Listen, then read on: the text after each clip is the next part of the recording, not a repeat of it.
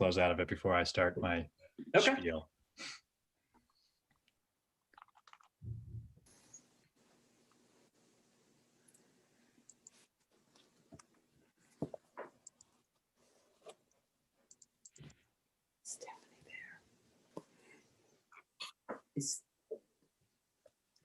All righty, we ready? Here's the script. Pursuant to Governor Baker's March 12th, 2020 order suspending certain provisions of the open meeting law and the governor's March 23rd, 2020 order imposing strict limitations on the number of people that may gather in one place, this meeting of the Yarmouth Finance Committee is being conducted via remote participation. All votes during this meeting will need to be conducted by roll call. No in-person attendance will be permitted, but every effort will be made to ensure that the public can adequately access and participate in proceedings as provided for in the order. Public participation will be permitted by allowing members of the public to join this meeting via Zoom. Mr. Chairman, if you could just take a roll call quorum to enter the meeting. Great, thank you. So Sarah. Here. George. Here. Nate. Here. Myself, I am here. We are missing Jack and Stephanie and Robert. Okay, has everyone had a chance to view the revised minutes? Yeah, I'm gonna just be a jerk and make one correction. Just for clarity, at the top of, where is it? For me, it's on the second page, but we're in the paragraph that talks about Andrea Turkelson. And then there's something that ends with the sentence ends with flexibility. And then the next one, the committee discussed the draft finance report. I just think that should be a separate paragraph for, clarity that we understand we're talking about a different issue. That's all. Agree. Absolutely. Totally separate topic. So I had passed this along to Beverly, but I think when people leave the meeting early, we need to note on the record when they left. That's correct. Yep. So we should probably try to make it as a standard operating procedure that if you are going to leave, maybe just let us know. That's correct. And I will do that in the future if I do it again. Nate, and I get it. That meeting went way too long last time. I fully understand, and we are going to stick to our. So with that said, I think we can probably take a motion to accept those minutes. That's not a drastic change to the wording of the minutes. I would think, Dan, am I correct? Yeah, no, that's fine. As you could recommend as amended by the commentary that was just given on that. That's fine. Okay. I'll move to accept. Second. All right, let's do a roll call here. Sarah?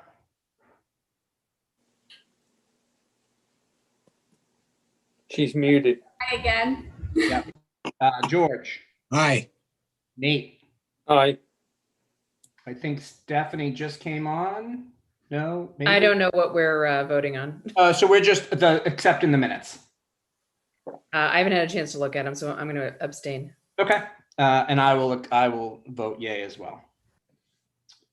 And I think that does that. So let's just jump right into the agenda. So we have Jeff Colby from the DPW to talk about roads and what we had talked about last week with the $1+ million to be expended on roads. And we were questioning as to the necessity of it and hoping that he could just give us a little bit more guidance as to, why now and maybe why not a little bit later and wait and save some free cash. So without further ado, Jeff, if you could give us some guidance. Sure, I appreciate you having me back on. I was here a few weeks ago giving kind of an overview on the DPW and felt that was just kind of covering the divisions, but this is a big piece of what we do with these road maintenance funds. It also funds some projects. So I've got some notes to go through here, hopefully give some good background for some of the newer members. But in May 2013, town meeting and the election voters approved what is an assessment for an additional $1.1 million in real estate and personal property taxes for the purpose of funding roadway improvements. That's what it said. So that was both at town meeting and at the ballot box. The expectation was that would be funded every year and would increase with inflation. And funds have grown each year at 2.5%. So that's been a good thing. Just a little bit of more background. Capital Budget Committee had approved $1.3 million for RMS, these road maintenance funds, as well as $225,000 in stormwater funds for FY 2021.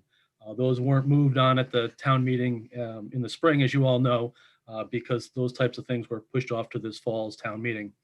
But due to some financial challenges, as you're all well aware of, only 1.1 is being advanced at this point in the FY 21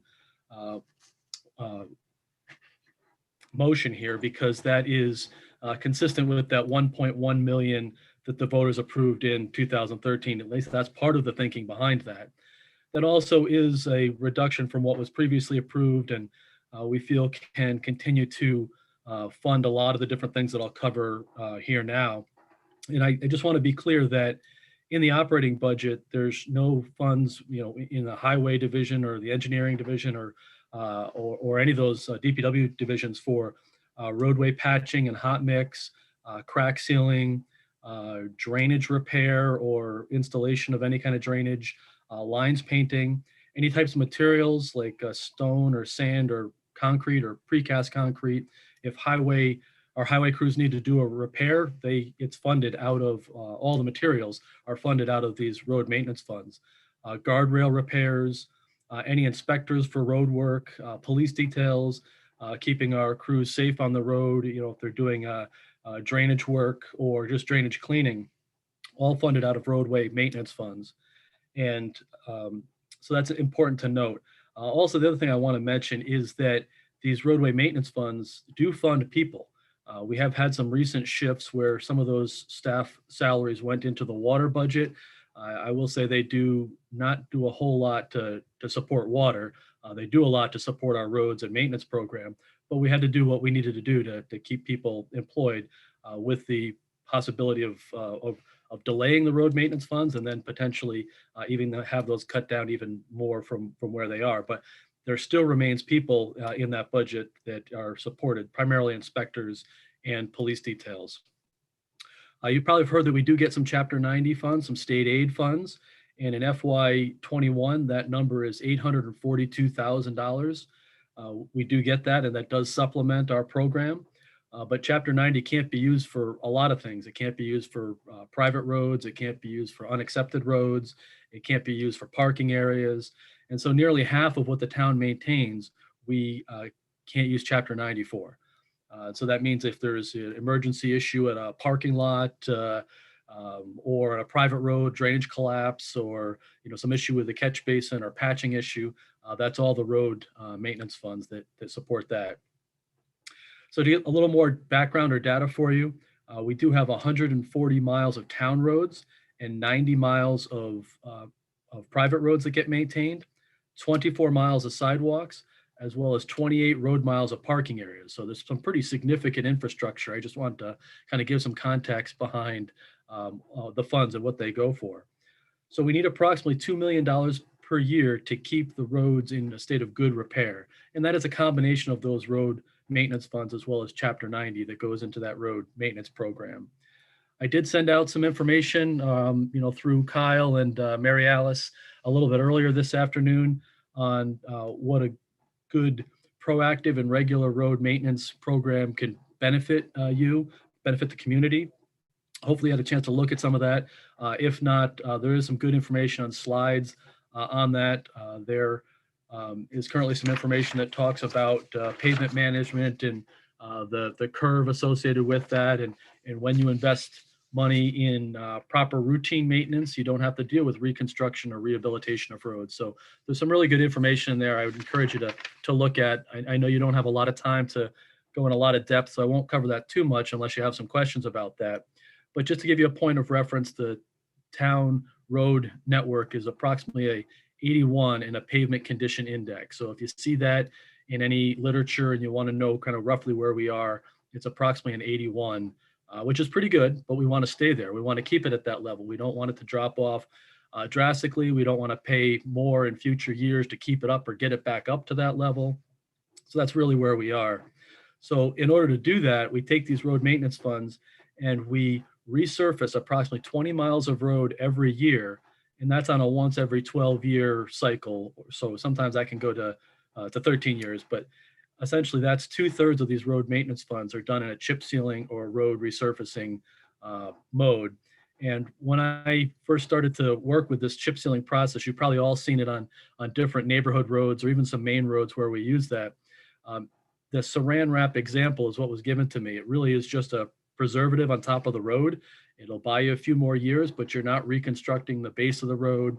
You're not repaving the road, which is the kind of a wear course. It really is more of a protective layer on our roads, but it's important in order to keep us up at that level of good repair. But also with these funds, approximately $100,000 is used to address stormwater or MS4 reporting requirements. That includes inspection and maintenance. MS4 is just the designation that EPA gives for our required stormwater work that we need to do. And so we need to continue to do that. We have consultants that help us with that do the reporting, do the inspection. We did outfall inspections this past year, but those are all funded with these stormwater or road maintenance funds if we don't have stormwater funds in any given year. Also should mention these stormwater funds are used for matching grant purposes. We've been very successful with CZM and other grant agencies with regards to getting additional funds, hundreds of thousands of dollars over the last couple of years, and really improved some of our water quality work, particularly as it relates to nitrogen and some other of the contaminants that are within our stormwater that really assist with improving water quality. So it's not really a wastewater solution, but it is helping us with nitrogen when we do some stormwater improvements. And you've probably all seen the different charts that are out there about what percentage of nitrogen pollution is stormwater versus septic systems. It's overwhelmingly septic systems, but there is a portion that is stormwater that we need to continue to make progress in to improve water quality. There's also other projects that are funded with these funds. Seagull and Thatcher Shore are two big culvert projects that really just have some Band-Aids on them. They're actually in a state of collapse for both of those. And those are a couple of $100,000 projects and get funded with these road maintenance funds. Also, we have porous pavement. You probably have heard that we have neighborhoods or areas of town that flood with high groundwater. And because of that, we have a couple of tools in our tool belt that we can use to address some of those flooding issues. We fortunately didn't have an issue this year, knock on wood, because we had a very dry year. But 2 years ago, we had quite a few areas where there was some flooding concerns, roads that were impassable, things like that. So we have to keep that program going with permeable pavement or elevating roadways. Those are some tools we can use, and we're looking to do that in the Hope Vineyard area for permeable pavement and in the Mulford Road for elevating the road to get that out of the groundwater of some flooding areas. We also need to keep going our design work with regards to the Cape Cod Rail Trail Phase 3. That has an advertisement date. It's going to be state funds that construct it, but town funds that design it. And there is a advertisement date for 2022 currently for that project. And we have a pretty sizable design bill that's coming due that we'll need to fund to the tune of, I think it's like $260,000. What I should mention I'm just about wrapped up here. I got a couple more things I want to mention, but I should mention that Amanda Lima, our town engineer, is also on this call. So to the extent that there are detailed questions with regard to many of these projects or even the road maintenance, those are things that Amanda works on a daily basis. But the last thing I'll mention is the Higgins Kroll Road shared use path. That's also another project that gets funded with these road maintenance funds as well. So there's a lot of work to be done, whether it's road maintenance or new projects. And we do a lot with the funds that we have available. And so I'd be very concerned with cutting back much more than what's proposed in order to get these things going or to keep projects on track is what I should say. So I suggest maintenance is important and keeping projects on track of the ones that I've mentioned are very important as well. And they're sizable projects. So with that said, I know I covered a lot of stuff very quickly, but I'm sensitive to your time and I'm happy to answer any questions you might have. Thanks, Jeff. So I want to open it up to questions, but I do want to make a comment and also a question as well. I think my comment is I personally know nothing about roads except for I drive on them and walk my dogs on them. I think as an advisory board, I think it's very difficult for us to be able to make decisions about how we spend money on things that we don't know a tremendous amount about. And I think we rely on our department heads and things of that nature to give us the guidance as an advisory board as to what we think. And I guess the question would be, from a saving standpoint, going into or in the midst of a pandemic, is this something that we could save in your honest opinion by not spending it and pushing it off? And I think I know the answer to this, pushing it off a year, because we're trying to save money for other potential things that could potentially happen. And my second question is why does this money always come out of free cash? And I just don't know how this works, as opposed to, why is it something that we have to vote on every year if it was approved by the ballot box? And maybe this is a question for Dan. Why is this something that we have to every year give you a yay or nay on if the town voted on this and said this should be done? So those are my questions, and then we'll open it up after Jeff answers. Sure. Well, let me take a stab. I'll let Dan, elaborate. But basically, there's an acknowledgement that, rather than just, a $1.3 million road maintenance fund that's actually part of the operating budget, there is a deliberate process here to bring it to capital budget to gain support, to bring it to the finance committee to gain support, and then ultimately town meeting, and that's voted separately. That is because it is a sizable amount of money. We do want the community to be well aware that we're investing that amount of money in the infrastructure. So it is important for there to be acknowledgement and work its way through the process. I spent probably the most time with capital budget reviewing these elements. In fact, we have a very detailed list of what roads we did last year, what roads we're doing next year, and that all gets reviewed with capital budget committee. They're very supportive. Like I said, they've approved the money in the spring for funds that were above and beyond what's being requested now at more of the $1.5 million level. So being very sensitive to the fiscal times, we're putting forward a number of 1.1 million. It is less than what would need to be had in order to move everything forward. So some things have had to be delayed. I would just be concerned if we further delayed other things. So that's the kind of the short answer to your question, Brian. And Dan might have more to elaborate on as to why it gets approved every year. Yeah, so thank you, Jeff. I can't speak to like the genesis as to why these requests go through capital budget, but because it's money that needs to be appropriated by the legislative body at town meeting, that's the reason why it actually has to go through that process, because it's essentially an appropriation in its specific purpose is for roadway maintenance. So that's really like every other dollar value that's raised by the tax levy, it has to get appropriated by town meeting. Thank you. Open it up for questions. Yeah, I have one, Jeff, and I, first of all, wholeheartedly agree. We got to maintain our, public assets. So I'm going to be in favor of this. But the question has to do with revenues. And when was the last time the gas tax was raised in Massachusetts?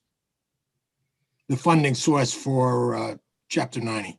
Chapter 90. Yeah, that's a good question. I know that the public works associations out there are always, railing at the fact that, it's only a fraction of that gas tax that actually goes to Chapter 90. More of it should be diverted to roads versus other priorities. But, those are political decisions. I do believe it was just raised a couple of years ago. When that happened, there was an effort underway to try to make it increase on a yearly basis, like grow with inflation. That got shot down. So there was a one-time increase of the gas tax just a couple of years ago, but it had been quite a while before that, before it had been previously increased. So, it would be nice if we got more from Chapter 90 and state aid. That would take less pressure off the town funds. But at this point, it doesn't even fund half of our needs is the bottom line for the Chapter 90. And as a follow-up, are we actively engaging our state reps and other sort of people who speak for us at general court to do this? Or are we just saying, are we actively pushing it, or are we just saying we're in favor of it? Jeff, I'll take that. Okay. So just I can answer. It looks like the last time the gas tax was raised was from 21 to 24 cents, and that was in 2013. So it's been quite some time. There has been some talk with the advent of electric vehicles and hybrid vehicles that even though roadway mileage is increasing, well, now it's kind of not with the pandemic, but the tax should be calibrated to represent these more fuel efficient vehicles.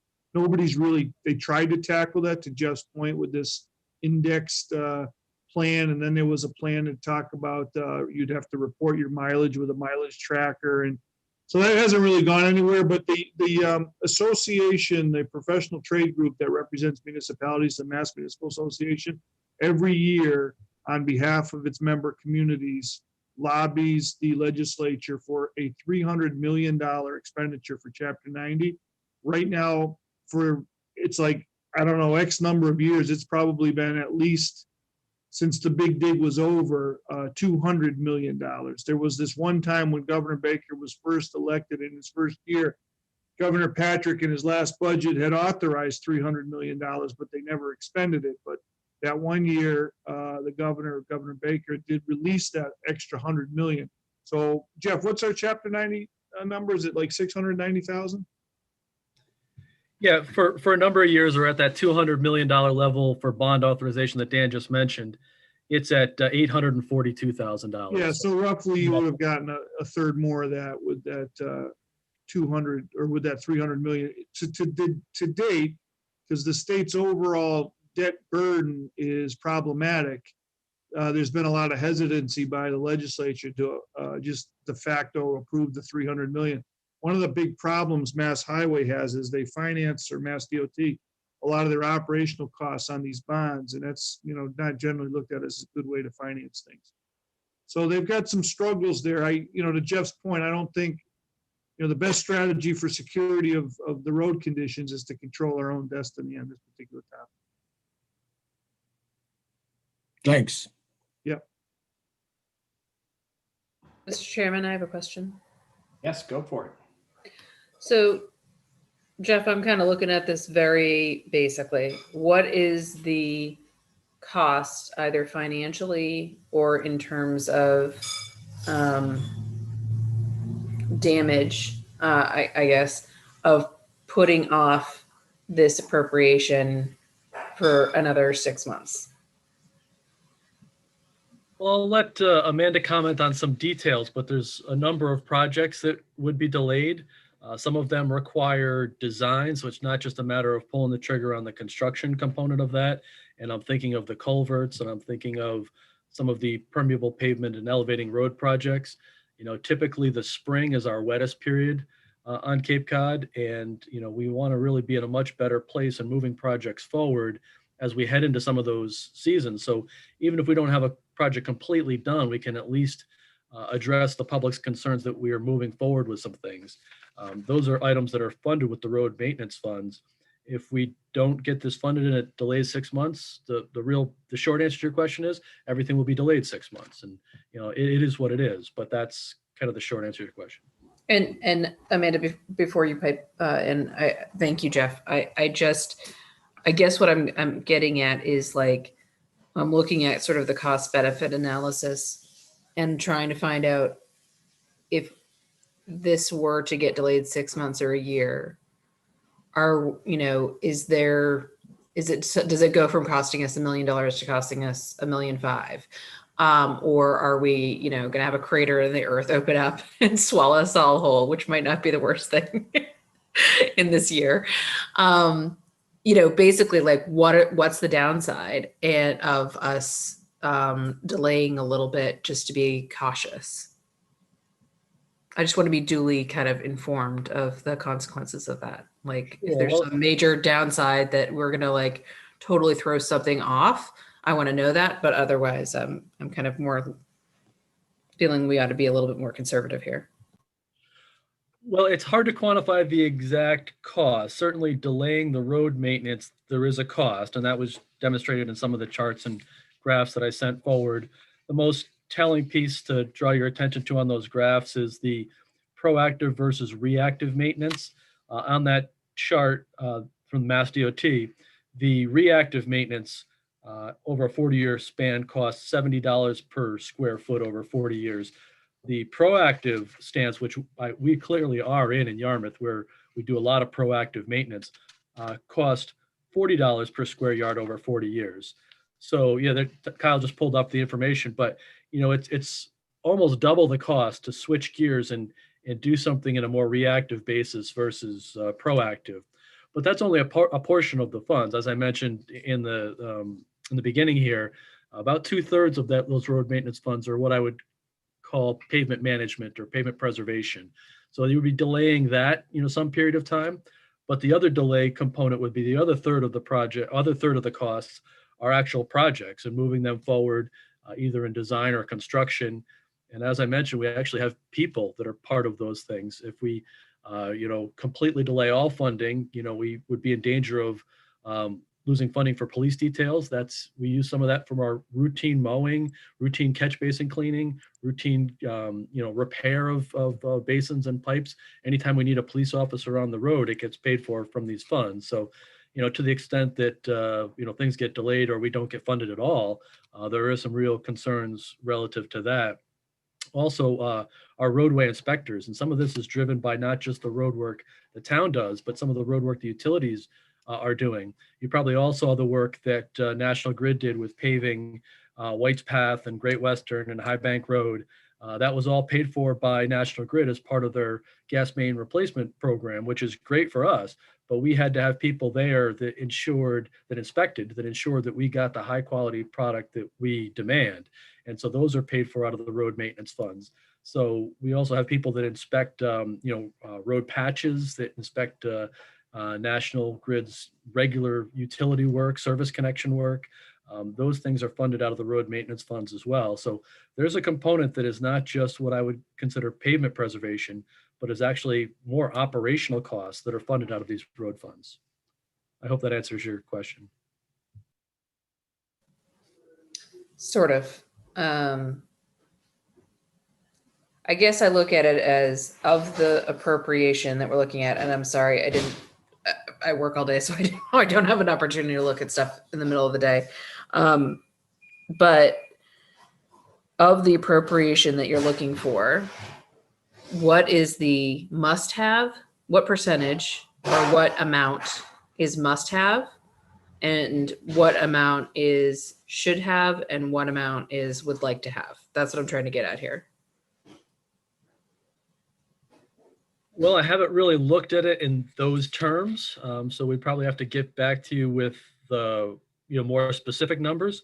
But in a general sense, I can say that we're looking for $1.1 million, which is less than the 1.5 that would typically on a normal year be part of the appropriation, and 2/3 of that number. So probably somewhere in the $700,000 range would be pavement preservation, would be chip sealing and pavement work. That the remainder of those funds, the $400,000 or in that neighborhood, would be must have. I mean, we would not be funding people and regular repair. Catch basin collapses in an area where you can't use Chapter 90 funds, and we don't have any other funds. We'll put a steel plate on it and wait till we have funds. So you get into a situation of a kind of must have if you don't have regular pavement or stone or precast concrete to do even some of the unanticipated work that comes up on a regular basis that our highway crews do. So, that's probably the best number I can give you at this point as far as a breakdown. I don't know if Amanda has anything to add to that.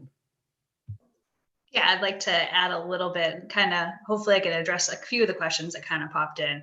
So this summer, we were limited on not having appropriated the fiscal year 21 money. So we focused just on the public roads. And as part of that, we are now rolling over about $500,000 of private roads into this following upcoming summer. And that we do a procurement through the county bid process. And that's where all 15 towns get together, and Jennifer Freites takes care of the bidding for us. Well, so we all get competitive rates for every town on the Cape. And that bidding process is happening actually right now, and we're putting together those quantities in November. And as part of that, you have to have a letter of appropriation from your town or from the state that says that you have those funds, because Mass DOT is requiring it as part of the pre-qualification process. So that is happening now, and that bid package and bids are due in December. They're hoping right before the holidays. So in that, of the, Jeff mentioned the $2 million where we're spending about 2/3 of it in preventative maintenance. That part there is what will be, we're already scheduling ahead of that, even though that work will happen and occur during the summer. So that's that part. The other one we were talking about, like the must-haves, Jeff alluded to a lot of the emergency repairs and those items, but we also have, we also pursue grants, as Jeff had mentioned also, and we did acquire a Mass Trails grant that will support the Higgins Kroll Shared Use Path, which is north on Buck Island to the roundabout, and it'll be a 10-foot wide path, and they are going to give us $150,000 if we provide match funds, but we have to spend that money and in construction dollars by June 30th of 2021. So we have to have some package together to do. It doesn't have to be the whole thing, because right now the construction estimate is $2 million. So when we're balancing, this year's fiscal money, fiscal year 22, we're going to divide it, which costs us more money in the town, because we'll have to, there'll be a lot of redundancy with having 2 contractors mobilize over 2 separate years. And, but at the same time, it will work well with our budget. And so again, we'll be doing some of the work, maybe focusing on the school's conservation land, and then, finish it, because then it will ultimately connect the sidewalk path that's on Buck Island to the eventual phase 3 of the rail trail. And I think that was kind of a little bit of extra information that I have.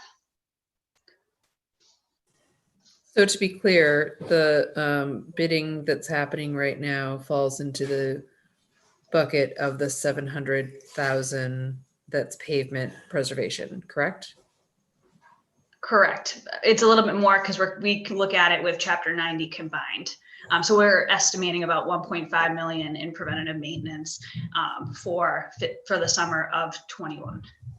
Okay, and if we weren't to do it this private roads package piece, this go round, when would the county get together and would we have another bite at the apple? It's on an annual basis, and some of the contracts do get renewed. They either do, sometimes they do a 3-year or 1-year renewal associated with them. So we'd be a year delayed, but we also had missed out on the private roads this past summer. So when we're all said and done, if we could always go forward, because we can get the appropriation through Chapter 90 for the public roads, but it would be 2 sets of summers that the private roads would have to be deferred, and then those would be compiled together for the following year after that. And I'm sorry, do we do the private roads for free, or do we charge residents who collectively own it? For free, as part of the big package. Not For free, but right. this is part of that override that was voted in 2013. And it was one of the reasons the override passed in 2013, because people realized it wasn't just for town roads, it was for their road as well. Mm-hmm. Okay, thank you. Any further questions?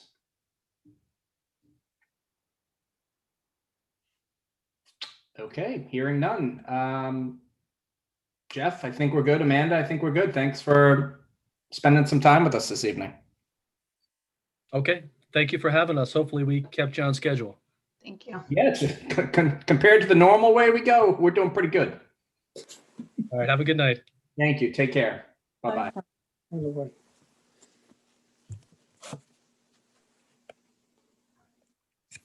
Brian, I would like to move forward that we give Jeff his money. I'm gonna second that. Okay, so we have a motion to give the DPW the access to the $1.1 million. Motion is that we recommend that, I don't know. That you recommend the item for town meeting. Yeah. Yes. All right, so we're going to do a roll call here. So we had Nate had made the motion, Sarah Well, we second. need to have discussion first. Oh, I'm sorry, you were correct. Discussion, please. Anybody would like to discuss? Yeah, I'll just throw out there that I think we should recommend that it's approximately 400,000 or 500,000, something like that, as opposed to the 1.1 million, and then, you know, try to make up the difference in either spring or fall of next year when we have a better sense of our financial picture. That's where I stand on it. Okay. So that would be a motion to amend to that. You would need to get a second to have it considered for a roll call vote. Well, I first want to get a sense if there's anyone who has shares that thought at all, and if not, I'll just vote, against it. Yeah, well, normally the way you would do that is you'd get the second, then you have discussion on the amendment. That's when you get those thoughts. Okay, so I'll move that we recommend, I move to amend the. Dan, do you want to word this for me? A motion to amend to, from 1.1 million to 400,000, if that's the number you want to use. Yes, so moved. Yep. So we would need a second You will to, need a second to have further discussion on that. That's correct. So usually people do a second for courtesy discussion, for courtesy, so that you can have a discussion. and then we can still move on the first motion now. Yeah, well, so then what will end up happening, if you have a robust discussion on that, you eventually move it to get a roll call vote because you're in remote sessions. Sometimes if people aren't in agreement with that, they just won't second it and it dies there, and then you go and vote on the original motion. I'll second it just to continue the discussion. So now that it's seconded, you can have the discussion. I think the point I'd like to make is I originally kind of was leaning towards what Stephanie was thinking. But after hearing from Jeff and admitting that I don't think we all know what we really need for roads. I don't want to have sinkholes like New York City's having right now. And I know that's an extreme instance, but I think that the roads need to be maintained and should be a priority.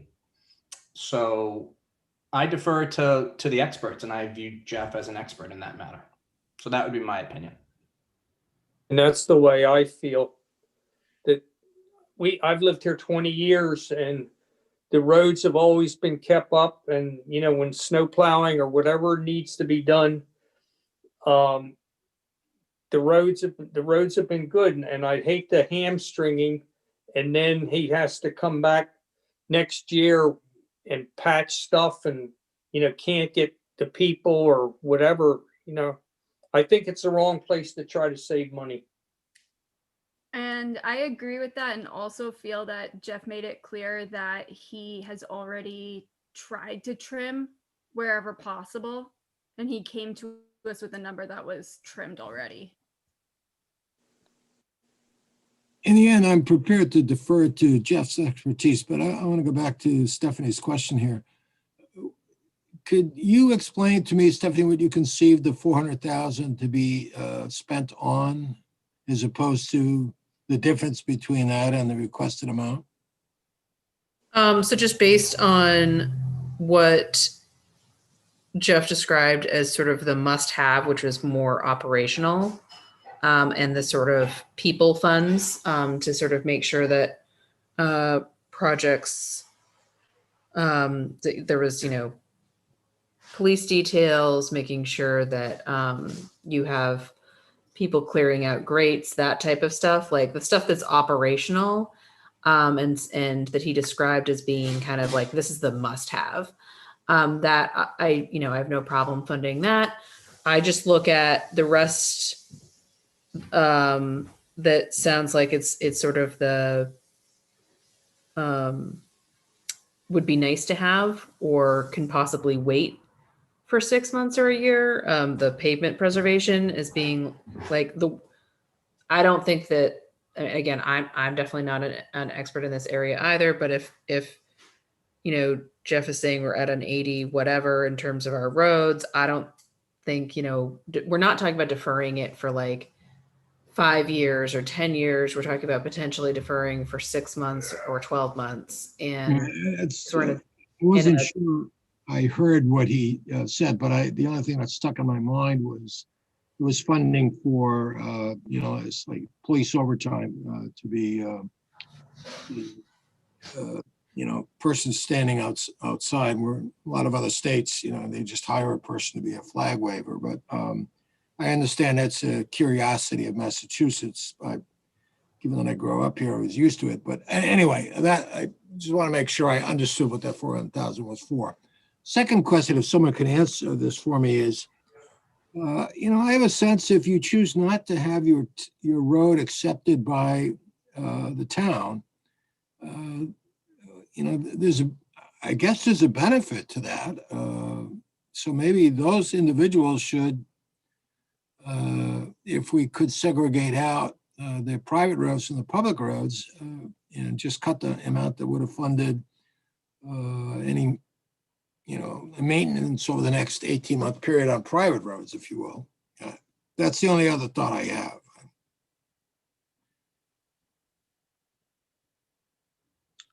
Dan, can you? Brian, at this point, if, based on the testimony or commentary that you just heard, you could do one of two things. One would be you could ask the motioner if they would want to withdraw based on what they heard, or you could go right to a roll call and see what happens.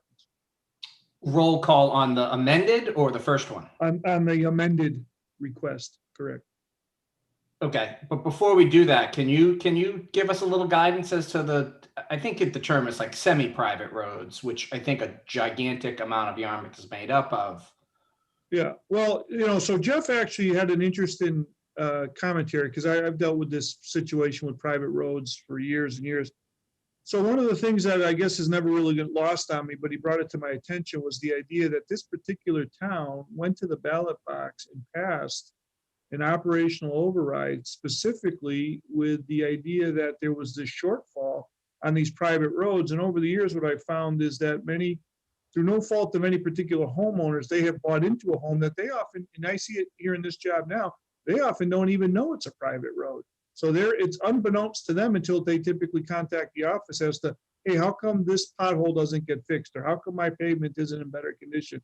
How come that street next door got paved and mine didn't? And then I go and I ask Jeff, hey, is that a private road? And if he tells me it is, those typically are the reasons why, because you can't spend the normal money for that, the Chapter 90 money on private roads.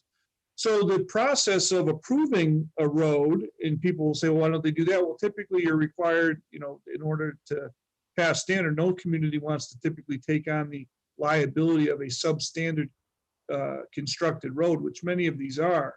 So it's not uncommon that there's just simply no movement. And also what ends up happening is the process to accept the roads, you have to get people to quit their claim on all of their property. In a lot of subdivisions, they own right to the middle line of the road based on the property, and you'd have to go to every single one of them and have them quit claim their right to that property. So it is a very tedious process to get a private road to a public status. And so that's typically why, even after many, many years, there's still dozens and dozens and dozens of miles of private roads. Now, normally when a new subdivision would be done in properties where you have enough property to do that, subdivision laws have changed such that the developer, when finished with the subdivision, deeds the entire road layout that's built to roadway standards set by the town to the town. But those kinds of moves only came around in the last 15 or 20 years. Okay, thank you. Yeah. So I think we're going to need to take a roll call vote on the amended motion on the floor right now. So we're voting on, We're voting on Stephanie's amended. yeah, okay. So a yes vote would be to support the $400,000 amendment. And then that would supersede Nate's motion then. That's correct. Okay, so let's just go through this. Sarah, a yay or nay? To vote on the amended 400,000.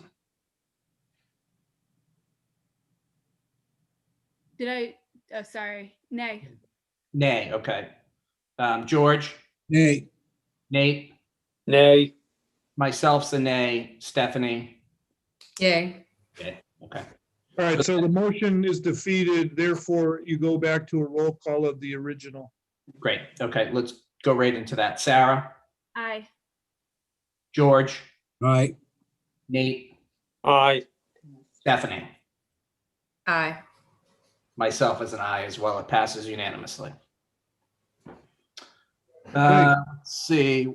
I think that is it for that. Let me just take a look at the agenda. I have no new business. I'm not aware of any Very new much, business. Dan. No transfers or anything? There are none. Okay. I'm looking for a motion to adjourn. I give you a motion. Second, I'll move. Sarah, Aye. trouble with that mute button. George, No, it's not. Aye. Nate, Aye. Stephanie,